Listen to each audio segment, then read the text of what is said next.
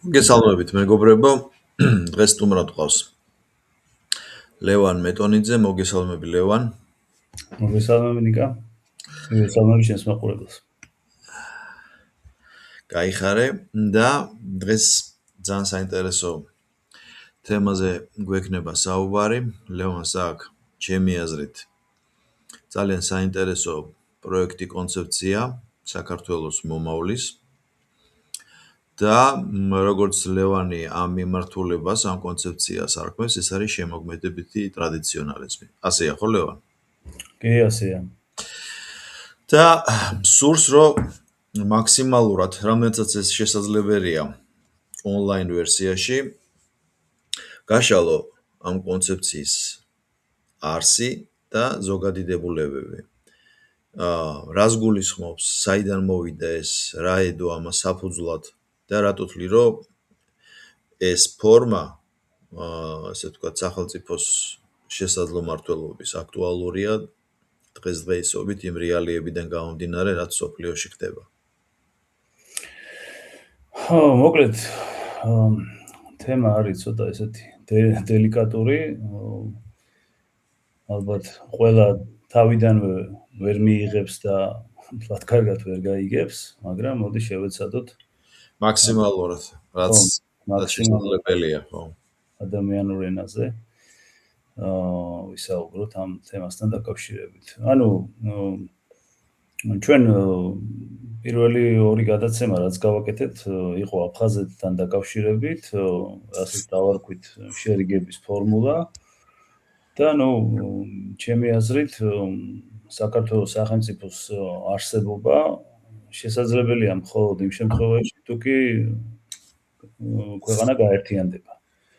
წინააღმდეგ შემთხვევაში მე პირადად საქართველოს სახელმწიფოს მომავალს ვერ ხედავ, აი ძალიან რთულად წარმომიდგენია, რომ ტერიტორია მორღვეული ქვეყანა, მით უმეტეს რომელიც ართმობს, უარს არ ამბობს საკუთარი სახელმწიფოს გაერთიანებაზე, ამავე დროს სწრაფო აქვს გარკვეულ ორგანიზაციებში გაწევრიანების, რაც წარმოუდგენელი არის უკვე 10 წლეულებია ჩვენ ამას ხედავთ და ვაკვირდებით.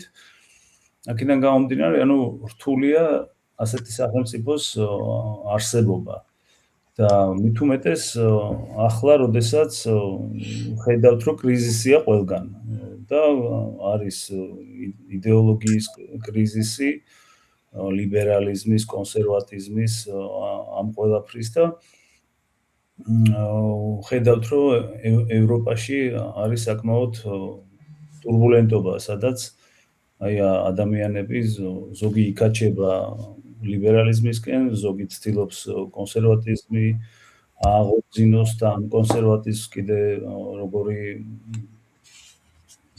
რომელი ფესვებიდან მომდინარეობს ეს კიდე საეჭვო და საკითხავია და აქედან გამომდინარე ფიქრი იმაზე, რომ რა შეიძლება საქართველოს მოიმოქმედოს ისეთი, რომ სახელმწიფოებრიობად შეინარჩუნოს და იდენტობაც გაამყაროს, აი აქედან გამომდინარე წამოვიდა ეს ფიქრები და მით უმეტეს აი ამ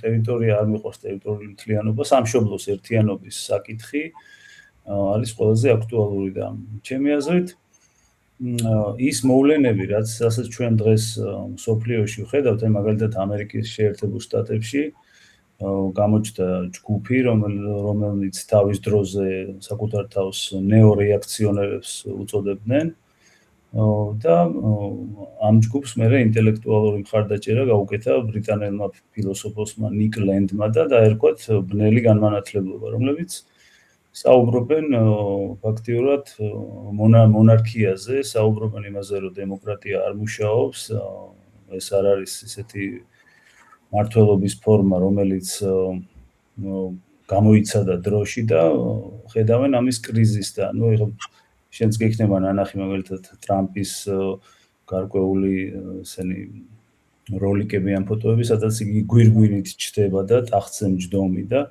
ეს არა შემთხვევით ეს არ არის არ კეთდება და ევროპაში ხო მოგეხსენება რომ მონარქიები საკმაოდ dzlierat არიან წარმოდგენილი და დანარჩენ მსოფლიოშიც არაბულ სამყაროში იქნება თუ ასე შემდეგ და მონარქიის თემა დასავლეთშიც ძალიან აქტუალური ხდება და ტრადიციული უბრალოდ შემოქმედებითი ტრადიციონალიზმი ჩემი აზრით არის საპირწონე ამ ლიბერალიზმისა და კონსერვატიზმის რომელიც თავის გარკვეულ დისკრედიტაციას უწევს უკვე დიდი ხანია ეს ორი იდეოლოგია და ჩვენ არ ვამბობთ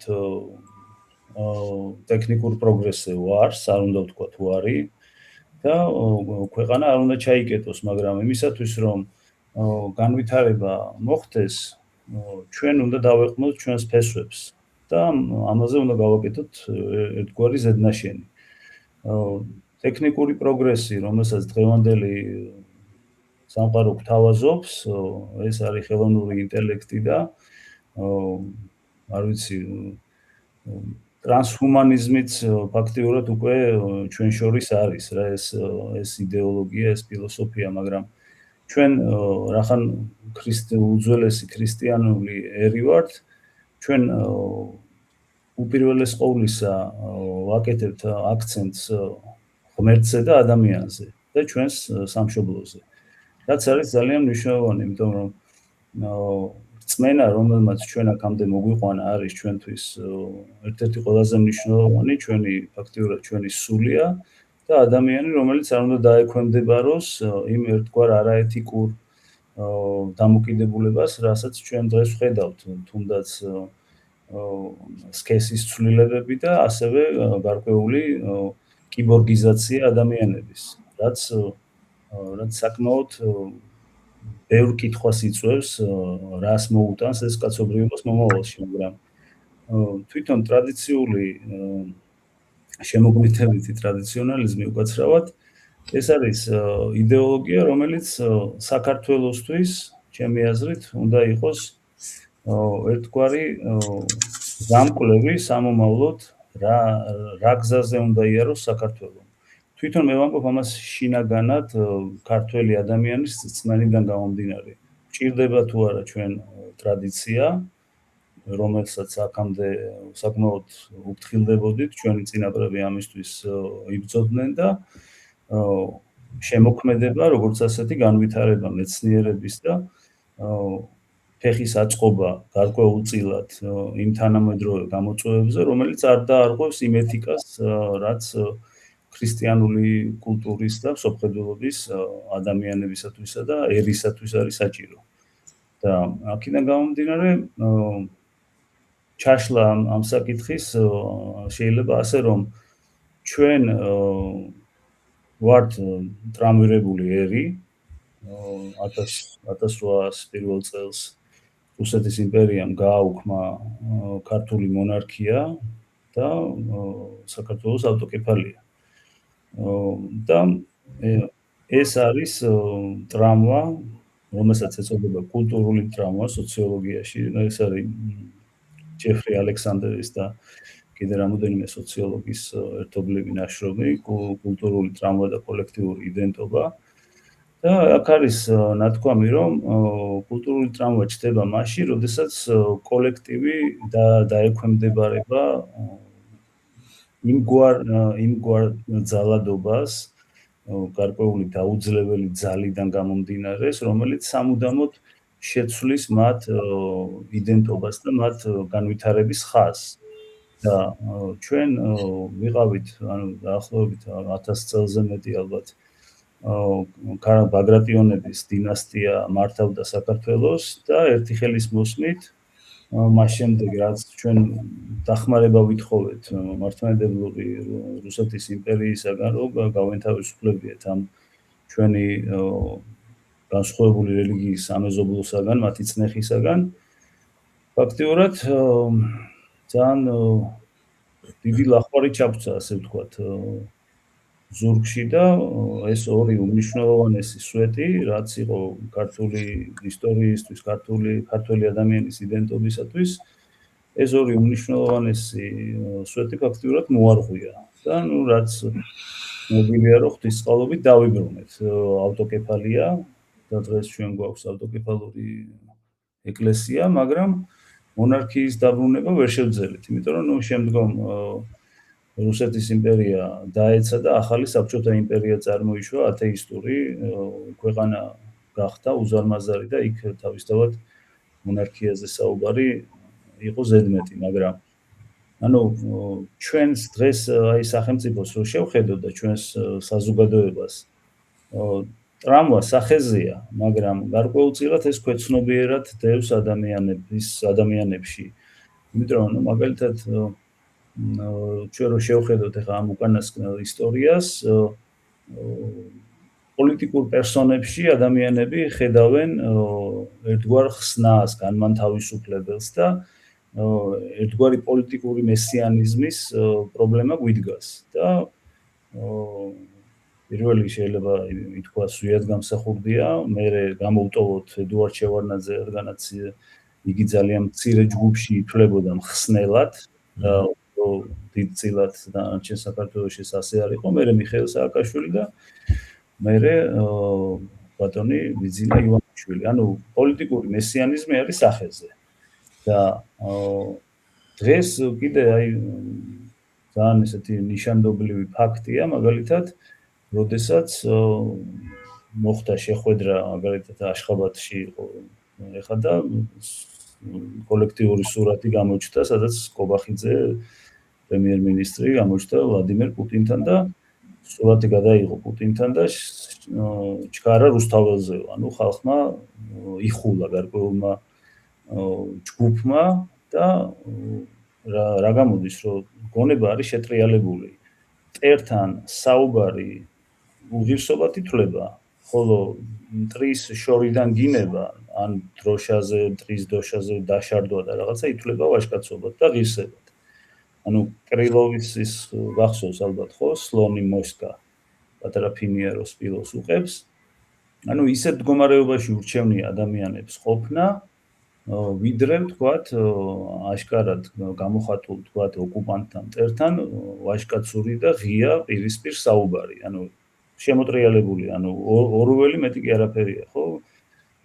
ესა რა ქვია, მშვიდობა, ესა ომი მშვიდობა, სიმართლე, ტყუილი სიმართლეა და ასე შემდეგ. ანუ ეს არის ყველაფერი მოტრიალებული და ანუ გარკვეული ჯგუფისთვის პოლიტიკური ხელმძღვანელობა არის მხსნელი გადამრჩენელი, მეორე ჯგუფისთვის არის პირიქით გამაქცევარი და ქვეყნის მოღალატე.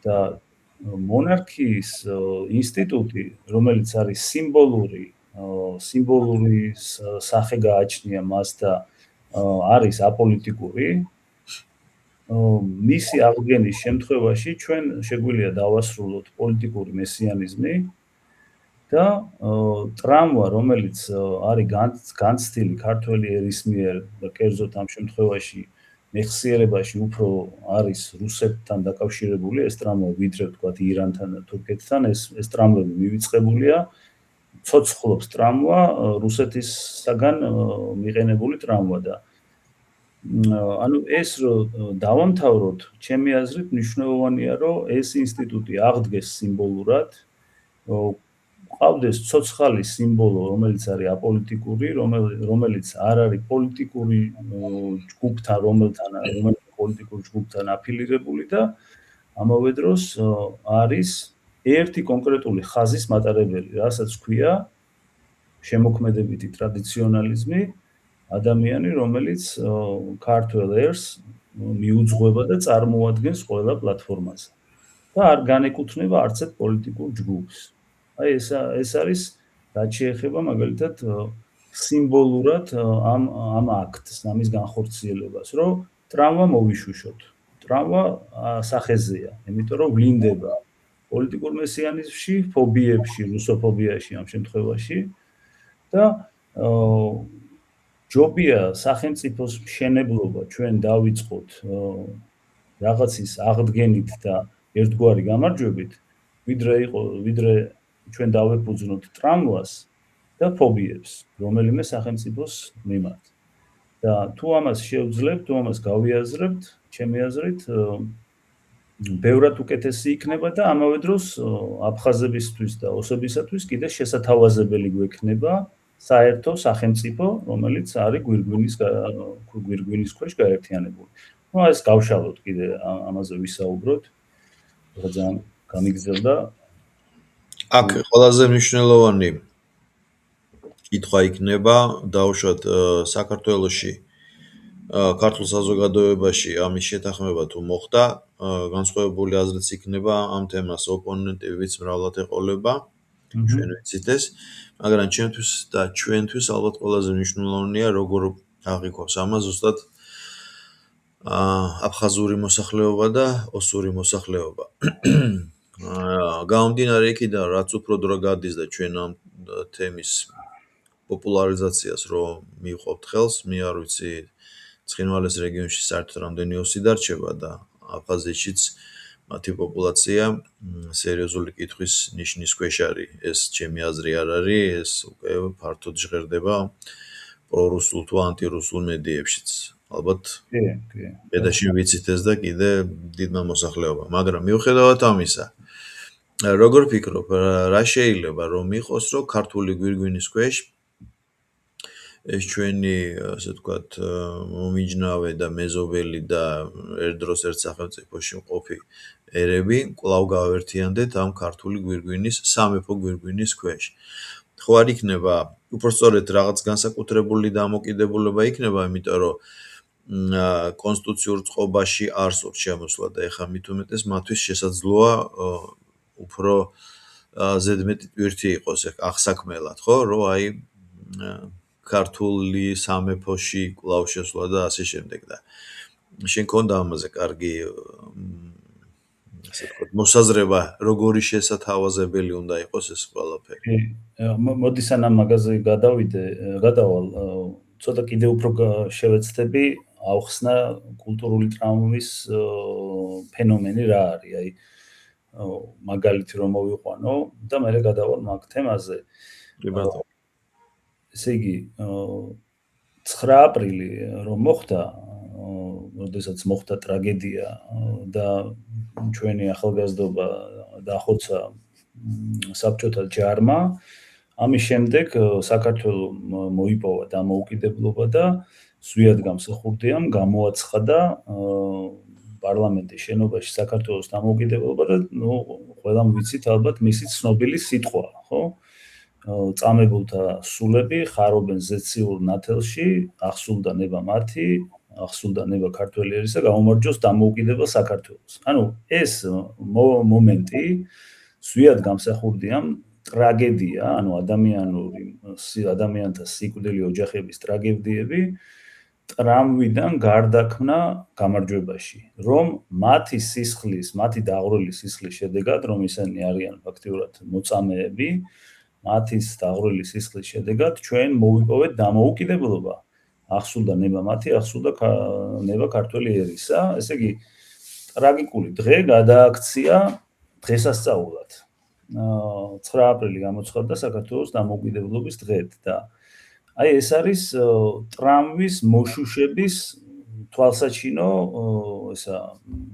მაგალითი, მე არ ვიცი კულტურული ტრამვის შესახებ რა იცოდა ზვიად გამსახურდია, მაგრამ ფაქტია, რომ ტრაგიკული დღე მან აქცია დღესასწაულად. და როგორც კი ზვიად გამსახურდია დაამხეს, 9 აპრილი შეიცვალა 26 მაისად, გამარჯვების დღეს და 26 მაისი ითვლება იმ ხელისუფლების დამოუკიდებლობის დღეს, რომელიც 3 წელი ძლივს გაძლო და გაიქცა, ქვეყანა მიატოვა და მას შემდეგ მივიღეთ 70 წლიანი საბჭოთა ოკუპაცია. ანუ ჩვენი თაობა, ჩვენ ვართ ცოცხალი მეხსიერების მატარებლები, როდესაც დამოუკიდებლობა მოვიპოვეთ, გავიმარჯვეთ სისხლის შედეგად, მაგრამ გავიმარჯვეთ და დამოუკიდებლობა მოვიპოვეთ, ვართ მოზიარე ამ დღისა, ეს დღე მოაშთეს, ასე ვთქვათ, დატოვეს როგორც ტრაგიკული დღე, როგორც ტრამვის აღნიშნული დღე, რუსეთის საბჭოთა იმპერიისაგან ტრამვის აღნიშნული დღე და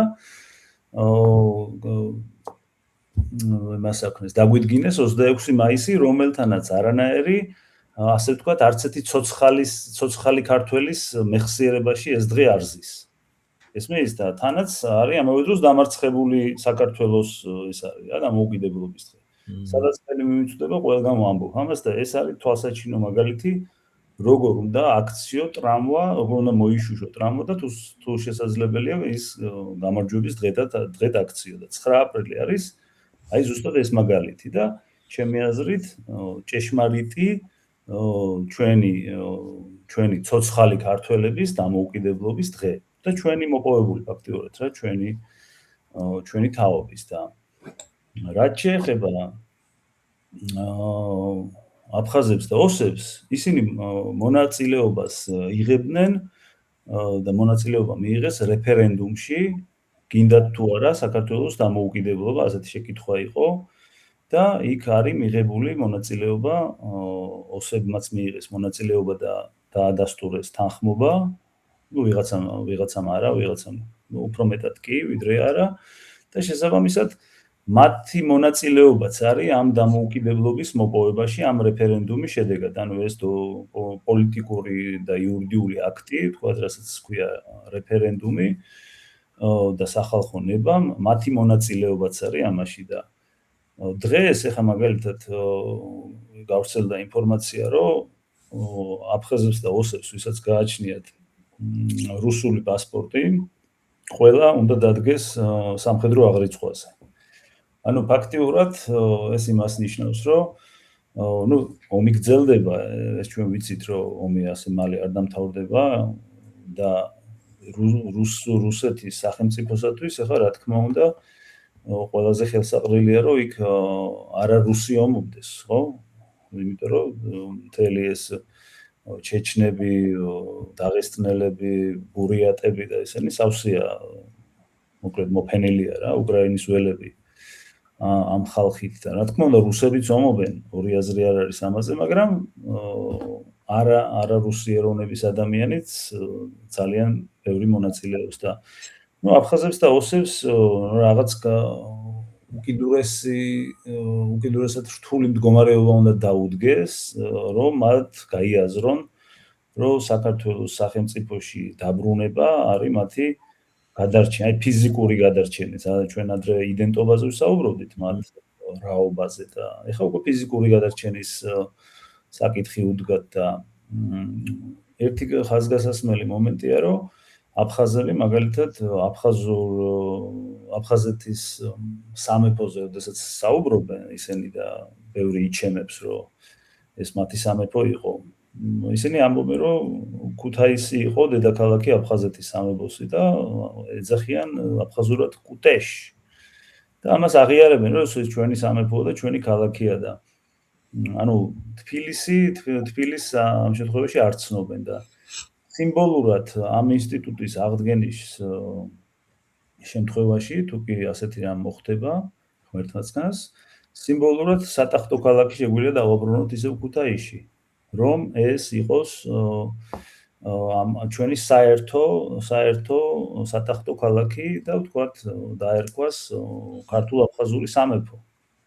რაც მათ გარკვეულ განცდას მიცემს იმისა, რომ ისინიც ასევე თანასწორები არიან ჩვენთან და ასეც არის ხო ჩვენ ასეთ სახელმწიფოს ვაშენებთ, რომ აფხაზი და ოსი და ქართველი და სომეხი და აზერბაიჯანელი ვინც კი ცხოვრობს ჩვენს სახელმწიფოში არიან ისეთივე თანასწორები ჩვენთან ну როგორც არის როგორც ვაცხადებთ ჩვენ ამას და როგორც მართლაც არის არავინ დისკრიმინაციას არ განიცდის ჩვენს ქართულ სახელმწიფოში და თუ ასეთი რამ გაკეთდება ანუ ეს სიმბოლური აქტის განხორციელება შეიძლება თბილისი რა თქმა უნდა დარჩება პოლიტიკურ დედაქალაქად მაგრამ სატახტო ქალაქი შეიძლება ისევ კვლავ გახდეს ქუთაისი აი ეს შეთავაზება თვითონ სახელმწიფოებრივი გარკვეული მოდელის შემუშავების შემთხვევაში და რაც შეეხება უკვე მათ იდენტობას მათ ენას იდენტობა ენა ეს ეკვივალენტებია ფაქტიურად ამაზე ჩვენ ვისაუბრეთ კიდე გავიმეორებ რომ აღსაღდგენია აფხაზური და ოსური ანბანი, რომელიც სტალინის ბრძანებით შემუშავდა ქართველი და აფხაზი და ოსი მეცნიერების მიერ 38 წლიდან 53 წლამდე ეს ანბანები ჰქონდათ მათ. ამ ანბანზე სწავლობდნენ, სკოლას ამთავრებდნენ და ხანში შესული ადამიანები ვინც არის შემორჩენილი დღემდე ამენას ამ ანბანზე წერს და კითხულობს და თუ ჩვენ ამას აღვადგენთ და ავაღორძინებთ, ჩვენ მათ ფაქტიურად ვაძლევთ იმ შანსს, რასაც ვერასოდეს ვერ მიცემს ვერც რუსული კირილიცა და ვერც ლათინური დამწერლობა, რომელიც მათ ჰქონდათ თავის დროზე, ეხაც არ აქვთ პრინციპში, ლათინურიც ჰქონდათ, არც ერთი არ არის გამოსადეგი მაგალითად აფხაზური ენისათვის და ასევე ამ შემოქმედებითი ტრადიციონალიზმის ფარგლებში მე დავესესხე ცნობილ გერმანელ მეცნიერს, ფილოსოფოს გეორგ ლეიბნიცს, რომელსაც ჰქონდა პროექტი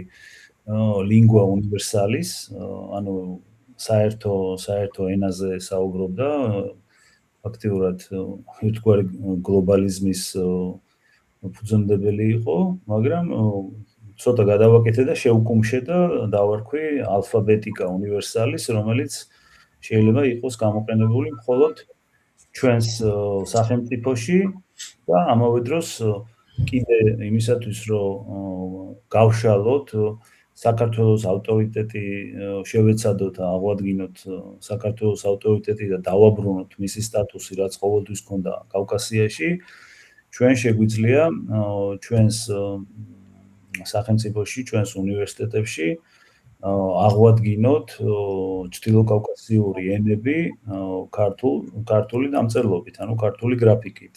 ის, რაც ბრძენი მეფეები აკეთებდნენ თავის დროზე შუა საუკუნეებში, მათ შეუქმნეს ჩრდილოკავკასიელებს თავი დამწერლობა ზუსტად ქართულ გრაფიკაზე, ანუ ქართულ საანბანო სისტემაზე და დღეს ამის უამრავი არტეფაქტი არის ნაპოვნი ჩეჩნეთში, დაღესტანში, ყაბარდო-ბალყარეთში და თუ ჩვენ გვინდა რომ მაგალითად დამყარდეს ქვეყანა ინსტიტუციონალურად აღდგეს მისი ავტორიტეტი და სტატუსი კავკასიაში, ჩვენ უნდა გქონდეს ამდაგვარი მიზანი და ასეთი იდეოლოგია, ჩემი აზრით, რომ საქართველო, რომელიც ძალიან შესუსტდა თავისი ყველანაირად, მოკლედ რომ არ ჩამოვთვალოთ, საკმაოდ დასუსტებულია ჩვენი ქვეყანა რეგიონში. არასოდეს არ ყოფილა, რომ ქართველს მაგალითად სადმე გაეხედოს და ვინმე შეშურებოდეს, მაგრამ დღეს არც თუ ისე სახარბიელო სიტუაცია, თუმცა არის გარკვეული გამონათებები და ამ რამდენი წელია უკვე 11 წლიანმა მშვიდობამ გარკვეული პოზიტიური შედეგები გამოიღო, მაგრამ ჩემი აზრით, აი როგორც თქვი, ქვეყნის გაერთიანება არის ყველაზე მნიშვნელოვანი საკითხი და შემდეგ ამ გაერთიანებულ საქართველოს აღდგენილ ინსტიტუტებით გარკვეული ამბიციური გეგმები უნდა დაისახოს და კვლავ დაბრუნდეს და აღდგეს საქართველოს სტატუსი კავკასიაში და ჩვენ როგორც მნიშვნელოვანი რეგიონის ერთ-ერთი მნიშვნელოვანესი ქვეყანა გავხდეთ თუნდაც შუადერეფნის პროექტი თუ განხორციელდება და ძალიან კარგი იქნება, მაგრამ ამაზე მე მგონი თლათ დიდი იმედები არ უნდა დავამყაროთ, იმიტომ რომ არავინ იცის როგორ განვითარდება მოვლენები, მაგრამ ჩვენს შიგნით ჩვენს თავში უნდა გქონდეს წმენა და რაღაცა სიმტკიცე იმისა, რომ რანი ვიყავით, რანი ვართ და საით მივექანებით, ასე ვთქვათ, ანუ ეს უნდა ვიცოდეთ, რას ვაკეთებთ და ვინა ვართ. ჩემი აზრით ესაა ძალიან მნიშვნელოვანი. ჩვენი მეგობარის ვიზიტი იყო დიმიტრი ლორთქიფანიძის, თემურ მაისურაძე, გოჩა ცოფურაშვილი და კიდე 2-3 პერსონა იყო ჩრდილოეთ კავკასიაში იცი შენ ეს ამბავი, მე და თვითონ ვისაუბრეთ წინა სტრიმში ზუსტად, წინა გადაცემაში და ზუსტად მან აღნიშნა აი მნიშვნელოვან გარემოებებზე, რა როგორც აფხაზებთან და ოსეთთან ქონდა თურმე მე არ ვიცოდი აღმოჩენა იყო მსგავსი რა დამწერლობის ხრივ ქართველებთან ყოფილა, მაგრამ აქ ერთი მომენტია. უпростоრად ორი მომენტი იკვეთება. შენ ამაზე ნაფიქრალი გაქვს, ნააზრევი გაქვს, ჩვენ ამაზე გვისაუბრია და მსურს რომ აქაც ახლა ეთერში შენი აზრი გამოთქვა. ამ ყველაფერს რუსეთის ფედერაციის მხრიდან როგორ ფიქრობ? როგორი დამოკიდებულება ექნება? რა თქმა უნდა, ყველაფერს ჩვენ რუსეთს არ უნდა დავეკითხოთ, ჩვენი სლაგეზი გვაქვს და ჩვენი საქმე უნდა ვაკეთოთ. მაგრამ აქ ორი საშიშროება, ერთი რომ ამაზეც ვისაუბრეთ, რომ საქართველოში მონარქიის აღდგენა, გასაგებია რომ ეს კონსტიტუცია და სიმბოლიზმით არის დატვირთული და ეს უფრო შიდა მოხმარების თვის კეთდება ერის კონსოლიდაციისთვის, მაგრამ ეს საქართველოში კონსტიტუციური მონარქიის აღდგენა და პლუს ესე ვთქვათ ჩვენი კულტურული გავლენა ჩრდილო კავკასიაზე ჩვენი დამწერლობით. ერთი ამბავია რომ აფხაზები და ოსები, იმიტომ რომ ეს ისტორიული ფაქტია, ჩვენ ხო არ ვიგონებთ ეს ესე იყო 54 წლამდე. აი როგორ ფიქრობ, აი ეს ორი მომენტი როგორ იქნება აღქმული და ადეკვატურად რო იყოს აღქმული და არა მტრულად, ანუ ხიშტებზე რო არ მიიღონ. რა შეიძლება რომ გაკეთდეს? ესე იგი, მე მქონდა ესეთი სერიოზული პოლემიკა ალექსეი ტოკარევთან, ახალგაზრდა პოლიტოლოგთან, რომელიც არის ძალიან ქორების იმაში არის რაზმიდან კარაგანოვის მოწაფეა და ესეთი ადამიანია და მაშინ აფხაზეთის თემაზე ვსაუბრობდით, აი ამ დამწერლობის აღდგენაზე და მან მითხრა, რომ აი რა წარმოიდგინეთ, რომ გადაწყვეტილების მიმღების ადგილას თქვენი თავიო, აი რატომ უნდა მოვახდინოთ ჩვენ დერუსიფიკაცია. ეს ესეთი მძიმე სიტყვაა, არ მიყვარს ამის თქმა, მაგრამ მაინცო ეს დერუსიფიკაცია ჩვენ რაში გვჭირდებაო და აქ საუბარი არ არის დერუსიფიკაციაზე, ანუ რუსული ენის განდევნა ეხა ძალიანაც რომ მოვინდომოთ, ჩვენ არ გამოგვივა, ეს არ არის ჩვენი მიზანი, მაგრამ საუბარი არის დეკირილიზაციაზე, იმ თვალსაზრისით, რომ ალტერნატივა გავაჩინოთ აფხაზური, ოსური და ჩრდილო კავკასიელებიც თუ დაინტერესდებიან, ალტერნატივა გავაჩინოთ ჩვენ სახელმწიფოში, იმიტომ რომ აი რუსეთს ახლა რაც არ უნდა უნდოდეს მაგალითად, ხო, რომ ვთქვათ ჩრდილო კავკასიური ენები განვითარდეს, ეს არის შეუძლებელი კირილიცის მეშვეობით, იმიტომ რომ კირილიცა როგორც ინდოევროპული ოჯახის წევრი ვერანაირად ვერ აკმაყოფილებს ამ კავკასიურ ენებს, ჩეჩნურს გულისხმობ, დაღესტნურს, აფხაზურს და ჩვენთანაც იმიტომაც ვერ განახორციელეს რუსიფიკაცია, ჩვენც ესეთი მაგრად დავდექით, ხო, ქართველები, მაგრამ ყოველ შემთხვევაში ხელოვნური რაღაცა დამატებითი ვერ შექმნეს. უბრალოდ ისინი კრძალავდნენ რა, არ შეიძლებოდა და ესა ქართულად წერა, გალობა და ასე შემდეგ, მაგრამ თვითონ რახან ეს ჩვენი ენები არ არის ინდოევროპული ენები, კირილიცის თავს მოხვევა ვერ განხორციელდა. მაგრამ იპოვეს ალტერნატივა, რომ იმ ენებს, იმ ხალხებს, რომელსაც ენა ქონდა, მაგრამ დამწერლობა არ ქონდათ, შეუქმნეს დამწერლობა კირილიცაზე. და წინა გადაცემაში ვთქვი, რომ ეს გენერალი უსლარი, ვინც იყო, ვინც ამ დამწერლობებს ქმნიდა, ის ამბობდა, რომ ქართული, რა თქმა უნდა, იდეალურია ამ ენებისათვის, ქართული ანბანი, მაგრამ ჩვენ ამ შემთხვევაში დავკარგავთ პოლიტიკურ გავლენას. ზუსტად მაგას გულისხმობ, თან ჩრდილოეთ კავკასიაზე რუსეთის ფედერაციის მხრიდან. მაგრამ მე არ ვამბობ იმას, რომ რუსული ენა არ უნდა იყოს, მაგალითად, მათთვის სახელმწიფო ენა. შესაძლებელია და იყოს, რა თქმა უნდა, რაზეა საუბარი, მაგრამ იმისათვის, რომ საკუთარი ენა არ დაიკარგოს, არ მოხდეს ტოტალური რუსიფიკაცია, რაც იწვევს ძალიან სერიოზულ პრობლემებს, მაგალითად რუსებსა და ამ ჩრდილოკავკასიელებს შორის. ახლა ჩქმალავენ რაც შეუძლიათ, მაგრამ მაინც ვერ დამალავს ეს თავის თავს, რადგანაც არიან უამრავი ადამიანები, ვინც რუსულ სახელმწიფოს აი ამ რუსიფიკაციის გამო ძალიან მტრად უდგანან და ამ ტოკარევს უთხარი, რომ თქვენზე დიდი ხანია ლესავენ იმას მეთქი ხანჯლებს თქო.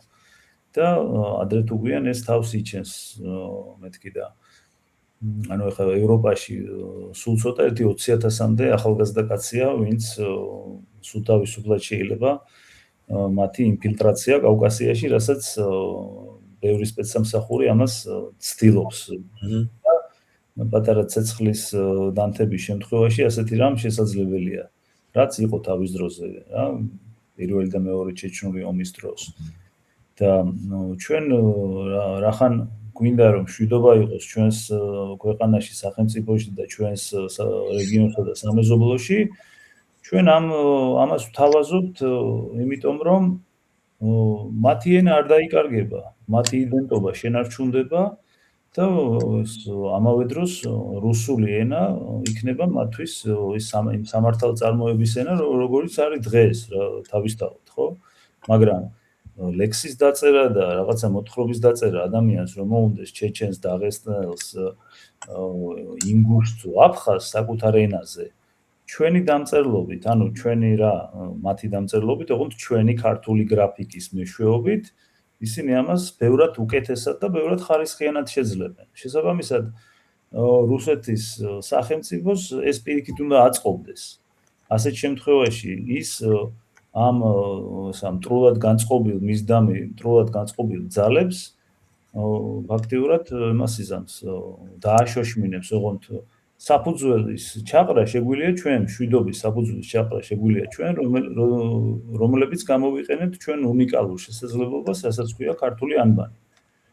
და თუ კი ამას ყურად იღებენ იქ მესვეურები, ვინც არიან, ვინც ამას კურირებენ ამ საკითხს, ეს პირიქით არის მშვიდობის გარანტია, მაგრამ ამავე დროს ჩვენ გვაქვს პრეტენზია, რომ ჩვენ დავიბრუნოთ ეს ჩვენი სტატუსი და ავტორიტეტი და ასევე მინდა აღვნიშნო პლურილინგვიზმის პრინციპი, რაც არის ძალიან გავრცელებული და ცნობილი პრინციპი, როდესაც მაგალითად ერთი საანბანო სისტემის მქონე ხალხებს ადვილად შეუძლიათ ერთმანეთის ენების დაუფლება.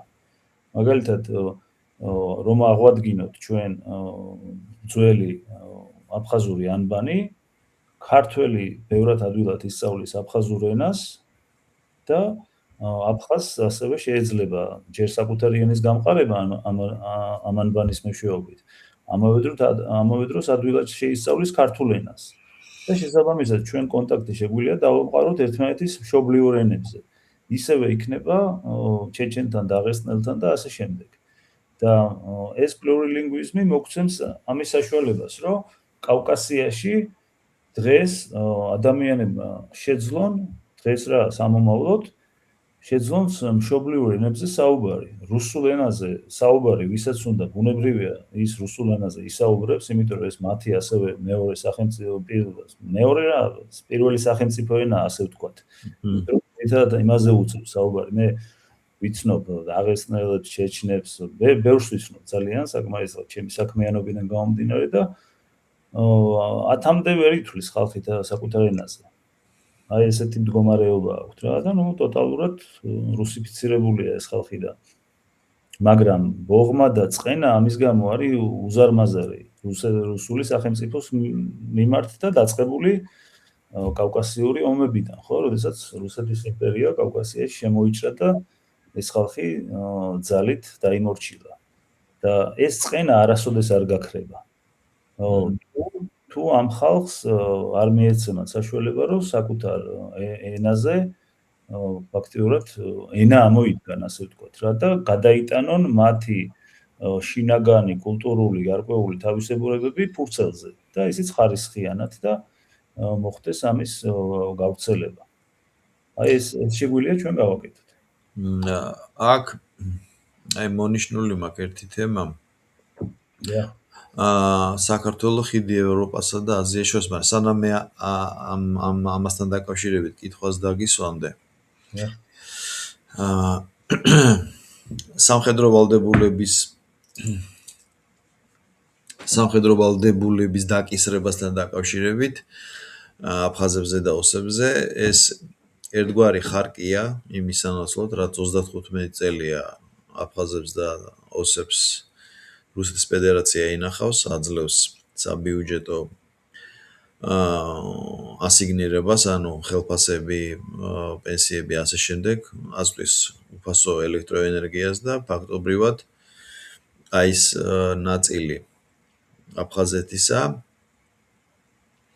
რომელიც თანახმარი ამ პირობაზე, ისინი საკმაოდ კომფორტულად გრძნობდნენ თავს და მათ თაობები დაზარდეს ამ იდეოლოგიით და ეხლა უკვე რო ხვდებიან, რომ ეს საზღაურის გადახდა უწევთ და ეს ყველაზე, ესე ვთქვათ, ძვირადღირებული საზღაურია, ერთია რომ დააწესო და გადასახადი დაუწესო და იმის ამოღებაზე იფიქრო და მეორეა ის, რომ სამშობლო ომშია და ხოთული რომ რუსეთის ფედერაციის ნაწილი ხარ, ხო და წამოდი იომე. და ამას არაერთგვაროვანი რეაქცია მოყვება აფხაზეთში. ცხინვალს იმიტომ არ ვამბობ ხოლმე, რომ ცხინვალში იმდენად ცოტა მოსახლეა, მე ოსურს გულისხმობ, რომ არც ვიცი იქ რა სიტუაცია, იქ ფაქტობრივად ცხინვალის რეგიონი არის რუსეთის ბაზა და აი ეს არის რა. აფხაზეთი უკვე სხვა საქმეა. ხო და შესაძლოა აი ამ ყველაზე, ესე ვთქვათ, სენსიტიურ მომენტის გამოყენება ჩვენს ასიკეთოთ რა და აი ეს პირველი მარცვალი იმისა, რომ გამოიხედეთ აქეთ ანბანი, კულტურა, არავინ არ გემუქრება გაქრობით და რაღაცა ერთიანი სახელმწიფოს ქვეშ თანაცხოვრება. ალბათ მართლაც ხელსაყრელი ვარიანტი არის. თუ რა თქმა უნდა, აფხაზეთის დიდ ნაწილში გონიერება გამოიჩენს ან მათი ლიდერი, ან ლიდერები, ან მაგალითად იგივე სასულიერო პირები თუ ყავთ ასეთი არც ვიცი. ხო და აქ მეორე მომენტია, აი ეს კითხვაც მინდოდა, რომ საქართველოს ხიდი ევროპასა და აზიის შორის. აი აქ რას გულისხმობდი? ჩვენ კი ვისაუბრეთ, მაგრამ აი ხლა რომ უფრო ისე საფუძვლიანად. აი ზუსტად იმ შუადერეფნის კონტექსტში თუ უფრო გლობალურად? ან პირიქით უფრო ლოკალურად? იცი რა არის, აი ეს შემოთავაზებული 3+3 ფორმატი. და ეს ფორმატი მე პირადად საინტერესოდ მეჩვენება. მაგრამ რა თქმა უნდა აქ არის გარკვეული შეიძლება საფრთხეებიც გამოჩნდეს. თუმცა დავით ზარკალიანი თუ გახსოვს, მინისტრი რო იყო საგარეო საქმეთა მინისტრი, როდესაც ეს თურქეთმა გააჟღერა, თუ არ ვცდები, დავით ზარკალიანმა თქვა, რომ ეს საქართველოსთვის შეიძლება საინტერესო იყოს, რაღაცა ამდაგვარი ფრაზა თქვა და ძალიან მალე ეს ადამიანი შეიწოვეს ამერიკის შეერთებულ შტატებში ელჩად. და ნუ მე კი იცი რაც მოხდა მისი მონაწილეობით და ეს 3+3 ფორმატი, ნუ პირველ რიგში რეგიონალური მოთამაშეებისთვისაც საინტერესო, მაგრამ მე ადრეც მithქვამს ერთ-ერთ გადაცემაში, რომ საშიშროება შეიძლება არის იმაში, რომ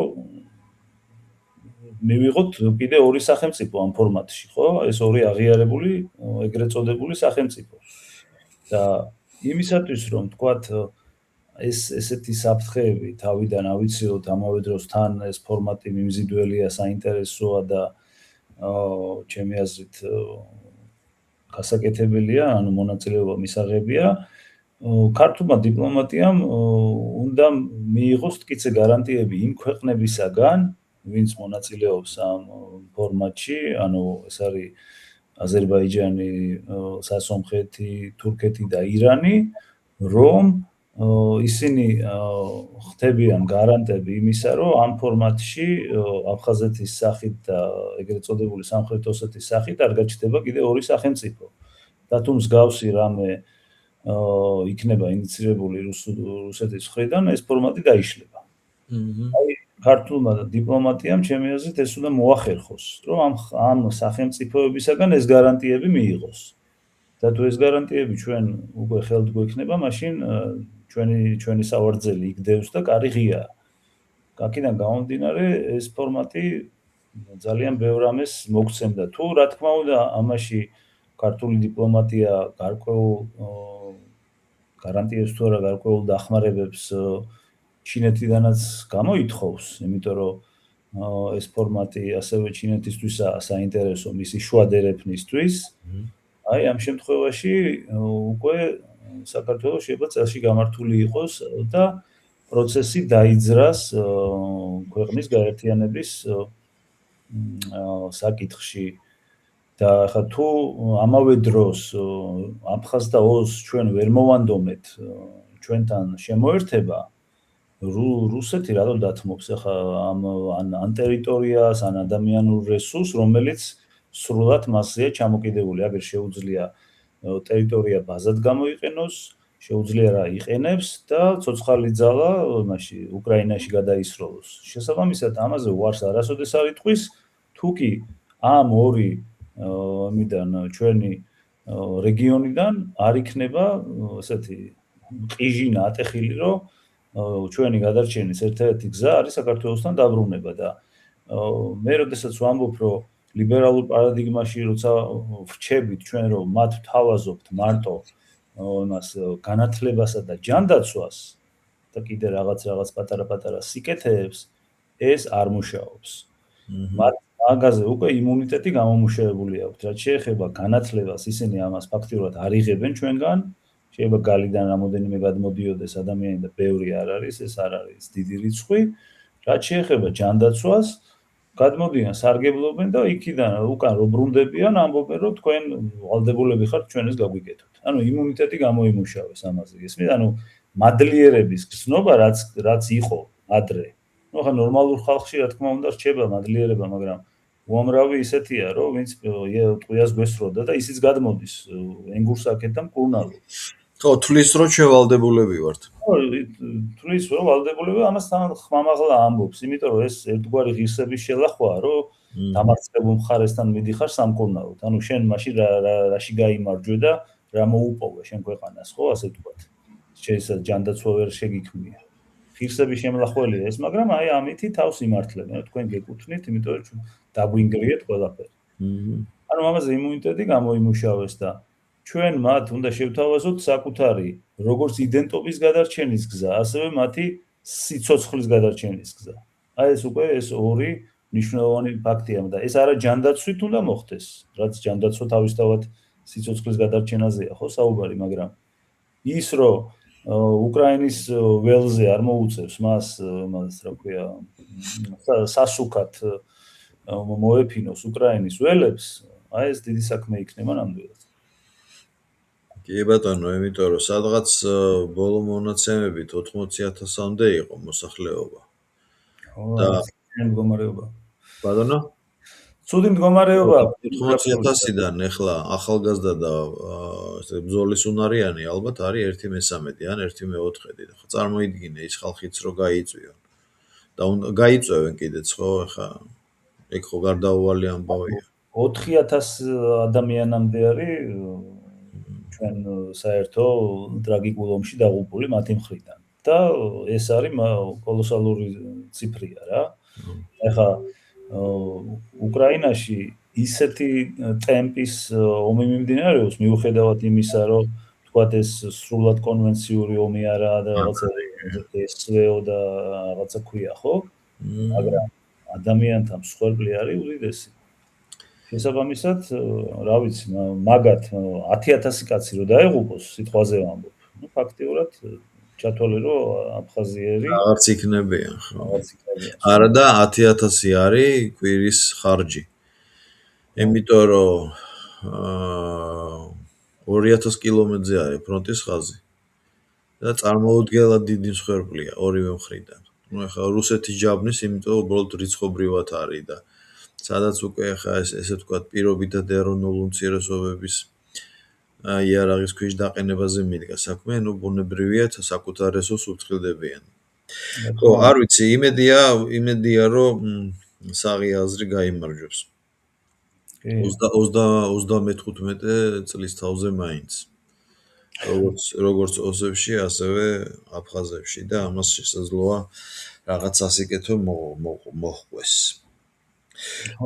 ეხლა მაინტერესებს უმნიშვნელოვანესი რა. დაუშვა და ამ თემის განხილვა დაიწყო საზოგადოებაში.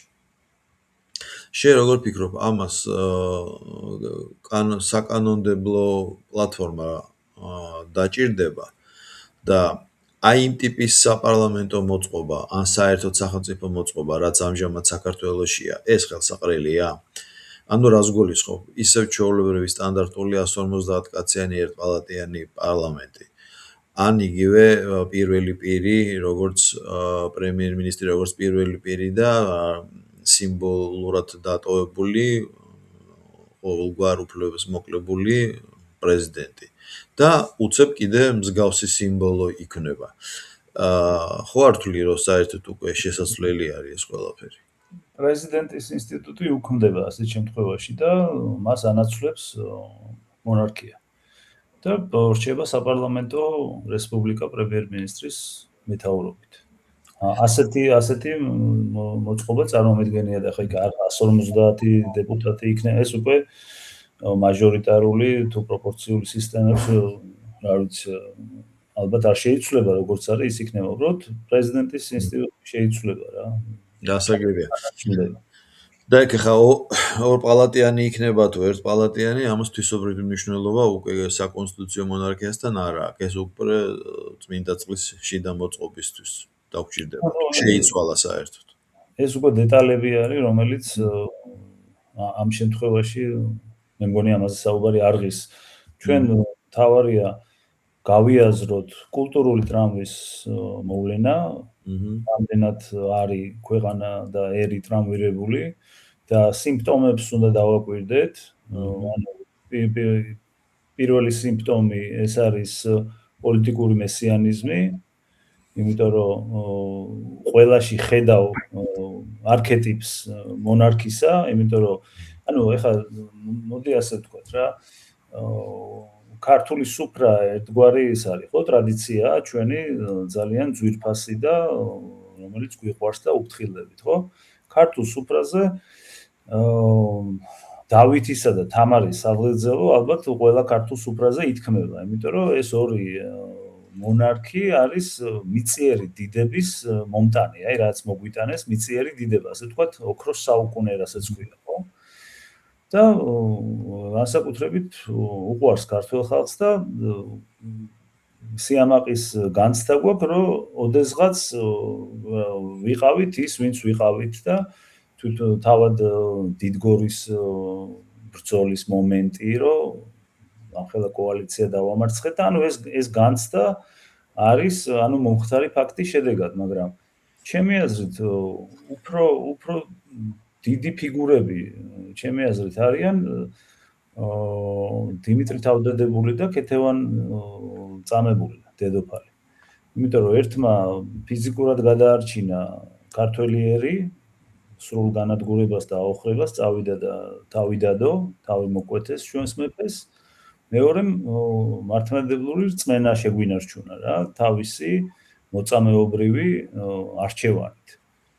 და თვითონ ეს სიმბოლიკა, უკვე აი სიმბოლიკაში გადაზრდილი და გადასული ეს პიროვნებები, რომლებიც ასევე არიან წმინდანები, შერაცხილი არიან წმინდანებად, ეს ადამიანები არიან გარანტები ზუსტად აი იმ სიმტკიცისა, რაღაცა შინაგანი სულიერი სიმტკიცისა, რომელიც ჩემი აზრით დღემდე მოუყვება და გაგვაჩნია და თან ის გარკვეული გარდამოცემები, მაგალითად, რომ რელიგიური კუთხით თუ მიუდგებით ხა საკითხს, მაგალითად ანტიქრისტე ვერ დაიდგამს საქართველოში ტახტს. ეს ყველაფერი როგორ კეთდება, ხო? როდესაც გარკვეული სიმბოლოები არსებობს ქვეყანაში, არსებობს გარკვეული კანონები, მაგალითად კანონები ოჯახის დაცვის, ამ იმის ქვია ტრანსჰუმანიზმის საწინააღმდეგო, რომ არ შეიძლება სქესის გადაკეთება და ბავშვებისთვის ამის ესა რა ქვია პროპაგანდა და ასე შემდეგ.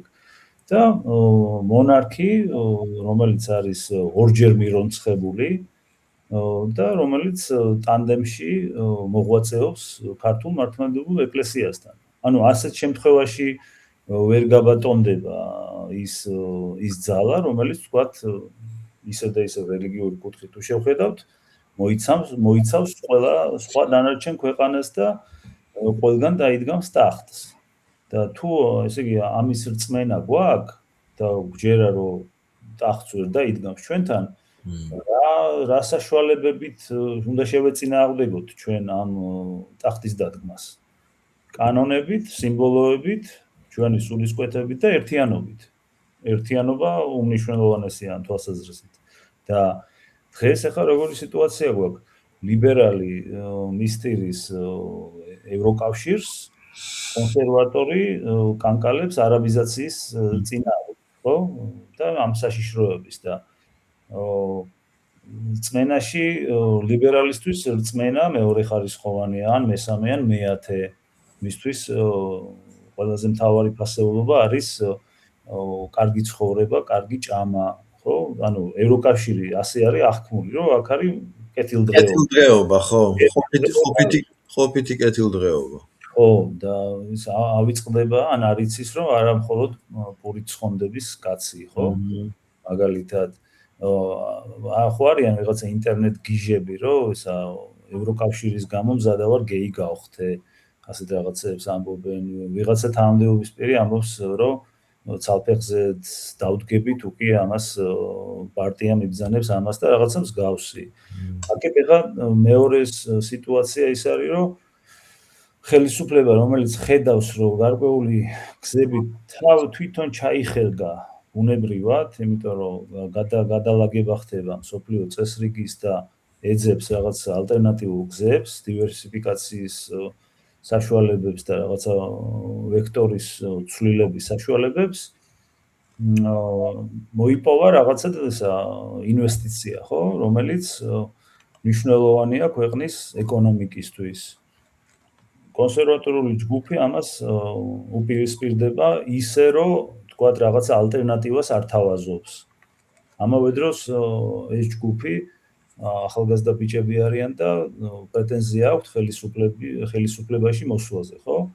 და ხელისუფლებაში მოსვლაზე როცა გაქვთ პრეტენზია, გარკვეული ალტერნატივაც უნდა დაასახელო. არ გვინდა არაბული ინვესტიცია, მაგრამ გვინდა აი ეს ინვესტიცია, ან შევძლებთ ჩვენით ასე და ასე. ანუ გარკვეული ხედვა უნდა არსებობდეს, ხო?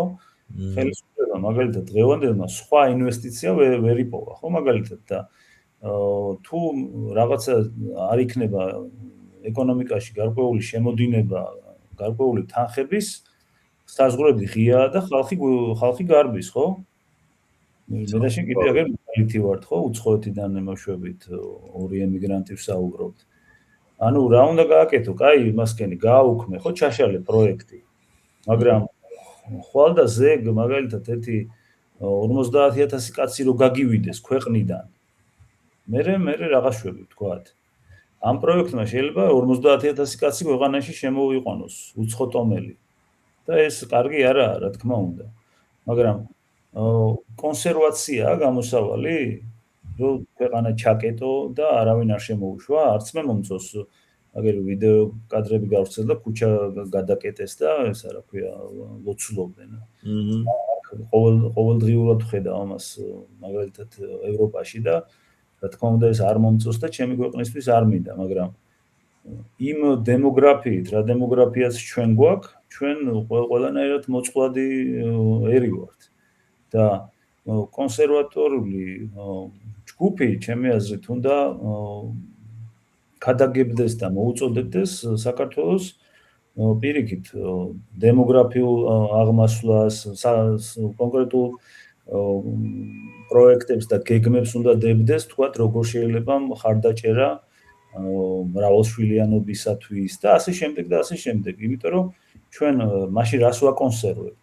კონსერვატიზმი ხო ეს მოვლენ რაღაცა უნდა მაშინ აღადგინოს სადღაც ახლა რაზეც მე ვსაუბრობ, რომ რაღაცა გაუქმებული ინსტიტუტი უნდა აღადგინო, რომელიც მაგალითად ერის კონსოლიდაციას განაპირობებს.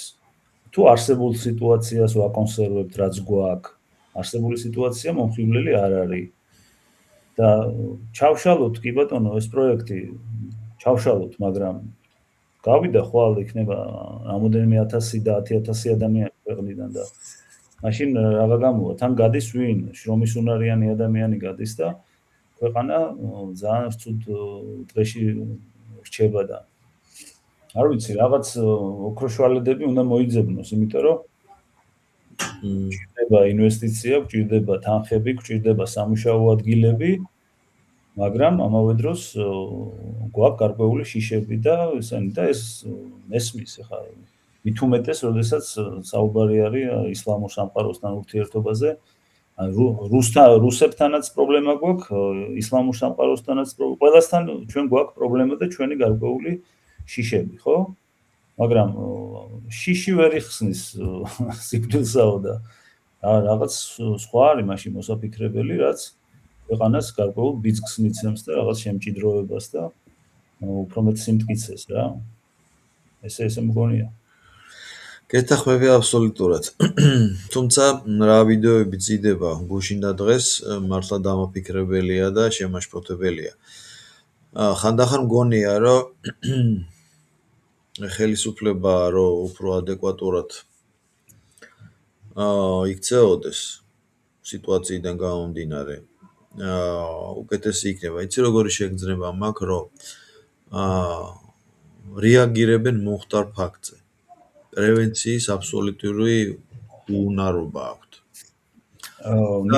იმიტომაც არის, რომ შეიძლება პრობლემა იყოს მინიმალური, აი როგორც იტყვიან, თითიდან გამოწვეული, მაგრამ გამოჩნდეს რაღაცა ესეთ გლობალურად რამის დამანგრევად.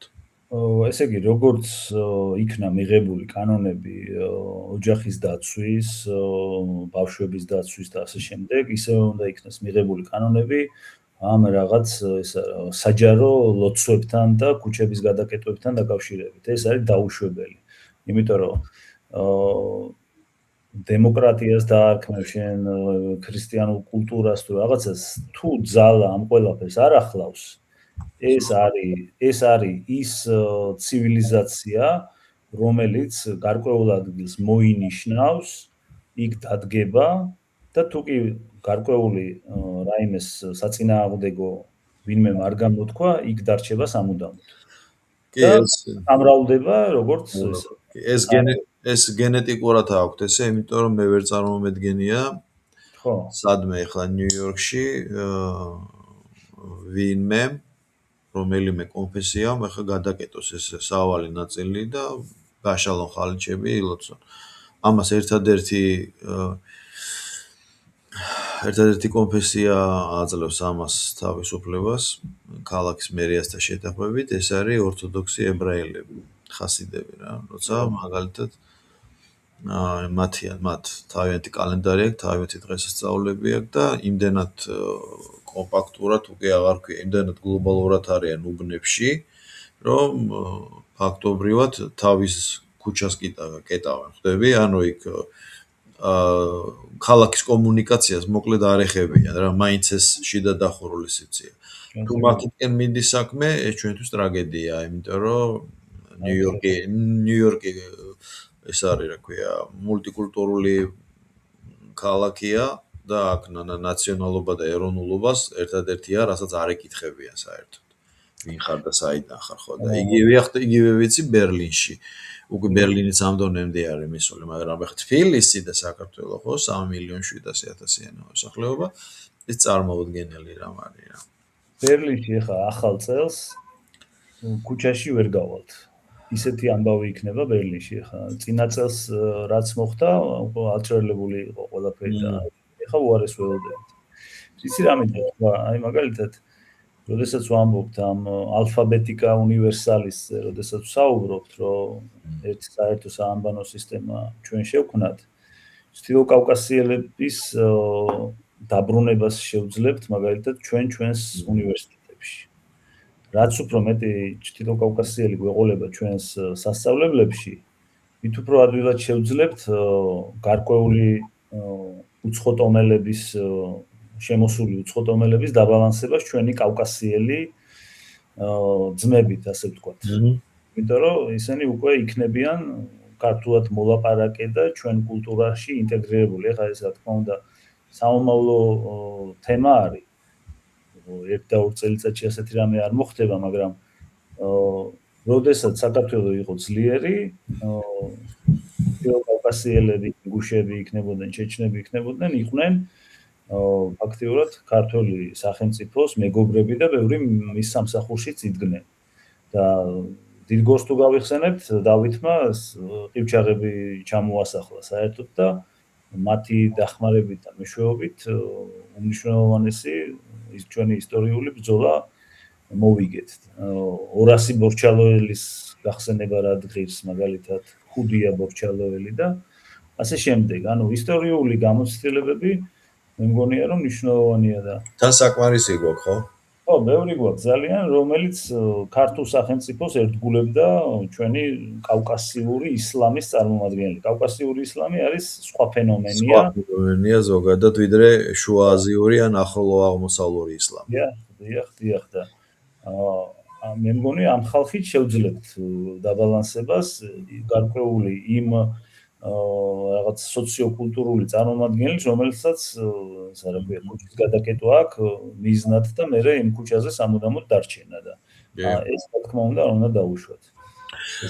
ლევან, ძალიან საინტერესო კონცეფცია წარმოადგინე ჩვენ ეთერს მიღმაც ვისაუბრეთ ან არაერთი დღე დაუთმეთ ამას. ეხლა ყველაზე მნიშვნელოვანი რა არის, რომ შემდეგი ნაბიჯი რა არის ამ ყველაფრისა, ანუ შემდეგი მოქმედება რა იქნება.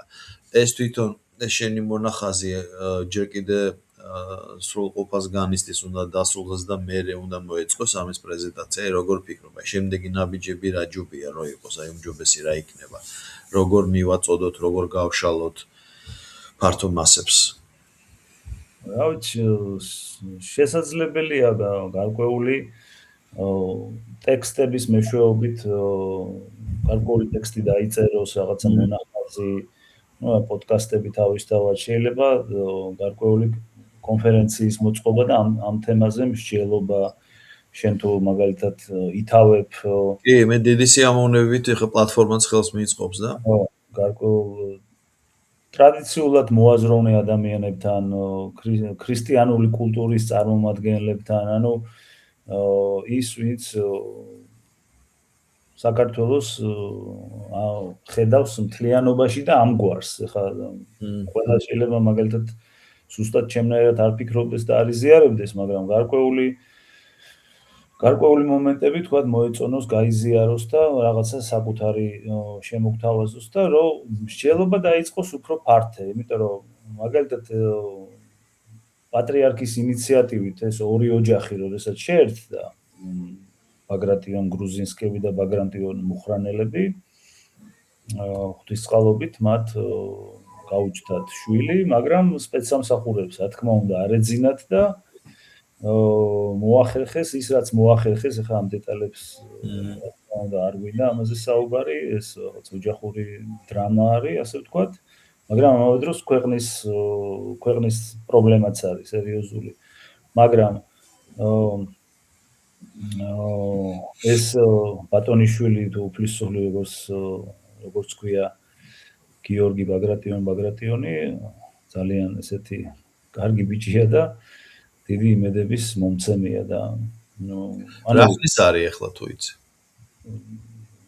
13-14 წლის უნდა იყოს ჩემი აზრით. და იცი რა არის ახლა ჩვენ ვხედავთ რომ აი მაგალითად რუსეთში სტალინის კულტის აღზევება მიდის პოლნიმ ходам რო იტყვიან და ვიცი რა ჩვენ გვჭირდება ცოცხალი სიმბოლო და არა ესა წარსულში არსებული რაღაცა ჩვენ მაკრორეგიონში ასე თუ ისე მაინც მოგვიწევს აღმოჩენა ჩემი აზრით გარკვეულ მაკრორეგიონში და ამ მაკრორეგიონში რაღაც ძლიერი ფიგურა გამოჩნდება რა, რაღაცა კულტი შეიძლება გამოჩნდეს. შიშობ კი. და ჩვენ არავინ არ გვჭირდება, ჩვენ ვართ მორწმუნე ქრისტიანული მართლმადიდებელი დეები, საზოგადოება და გვჭირდება ცოცხალი სიმბოლოები და დაბრუნება იმ ტრადიციებზე, რაც ყოველთვის ჰქონდა და ძალისმიერად და არალეგიტიმურად გაგვიუქმეს და სხვათა შორის ერთადერთი ერი ვართ, რომელსაც თავისი ნებით მონარქია არ გაუქმებია და მგონია ღირსების საკითხია წართმეულის დაბრუნება. თუ ამას ქართველი ვერ იაზრებს, მას პრობლემა აქვს ღირსებასთან, ჩემი აზრით. კი ბატონო, აბსოლუტურად გეთახები. აქ მნიშვნელოვანი რა არის, აი როცა შენ სწორედ ძანე, რომ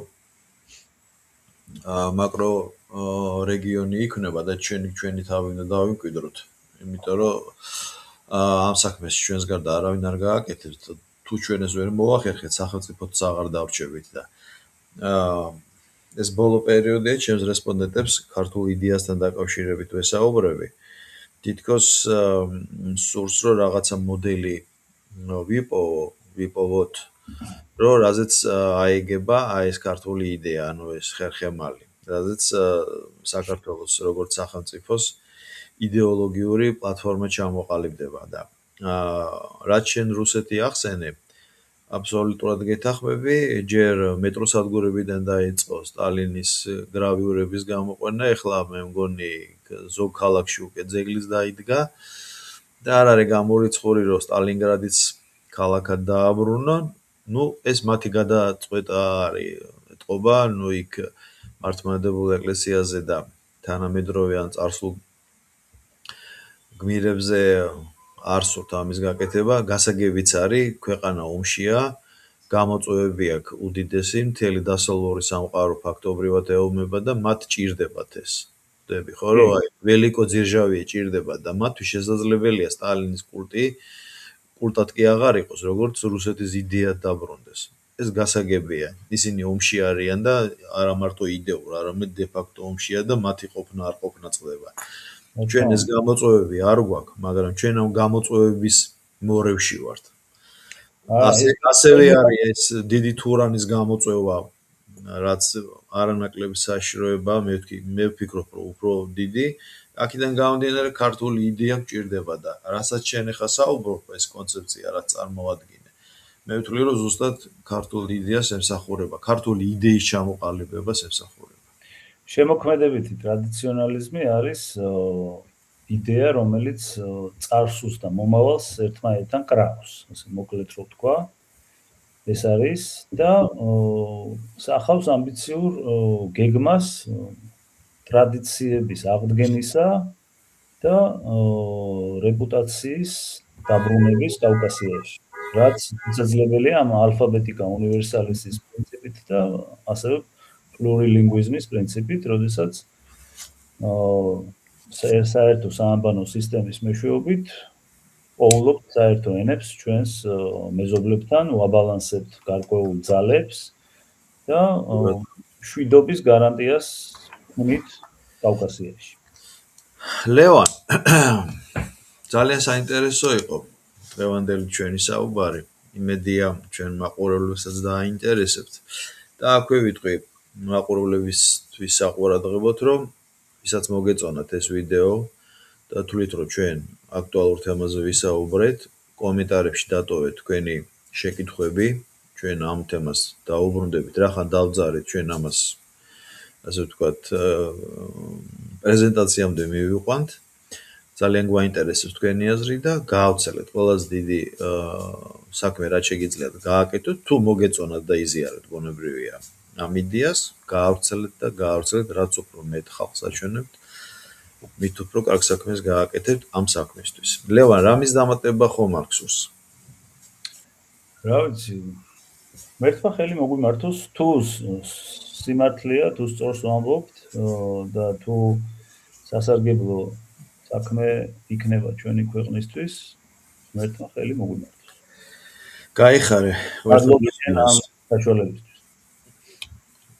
გმადლობ შენ, რომ ეს კონცეფცია მე ვფიქრობ ყველაზე დროული იყო ეხლა ისეთ გზაგასაყარზე დგას საქართველო რომ აი ამ ორომტრიალში ამ იდეოლოგიურ ჯახში რომ ზუსტად საჭიროა და ძალიანაც კარგი და დაველოდოთ ლევან კომენტარებს და მე რეაგირება მოვახდინო და მანამდე შენ სამუშაოს